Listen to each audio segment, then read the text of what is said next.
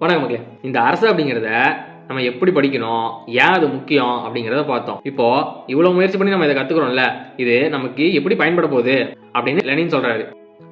அவர் என்ன சொல்றாரு அப்படின்னா, சும்மா அடுத்தவங்க சொல்றாங்க அதை அப்படியே நாமளும் சொல்றோம் அப்படிங்கிற மாதிரி இது தெரிஞ்சுக்கூடாது. இதை நீங்க தன்னிச்சையாவே யோசிச்சு புரிஞ்சு தெரிஞ்சுக்கணும் அப்படிங்கிற மாதிரி சொல்றாரு. எல்லா உரையாடல்கள்லயும், நம்ம அன்றாட அரசியல்லையும் அரசியல் சிக்கல்கள்லயும் இந்த அரசு அப்படிங்கிற இந்த தலைப்பை நம்ம எல்லா இடங்கள்லயும் சந்திக்கிற மாதிரி இருக்கும் அப்படின்னு சொல்றாரு. அப்படி சந்திக்கும் போது ஒவ்வொரு தோழரும் அதை தைரியமா எதிர்கொள்ளணும். அப்படி அந்த தைரியமா எதிர்கொள்றதுக்கு இந்த அரசு அப்படிங்கிற தலைப்பை நம்ம படிச்சு ஆராய வேண்டியிருக்கு அப்படின்னு சொல்றாரு. இந்த கேள்விய வெறும் முழக்கங்களா இல்லாம, சும்மா கோஷம் போடுறாங்கல்ல அந்த மாதிரி வெறும் முழக்கங்களா இல்லாம, உங்களுடைய சொந்த புரிதலினூடாக உங்களால எப்ப விவாதிக்க முடியுதோ அப்ப நீங்க மார்க்சியத்தினுடைய மாணவர் இல்ல, நீங்க இந்த மார்க்சியத்தை முன்னெடுத்து போறவங்கள ஒருத்தர் அப்படின்னு சொல்றாரு.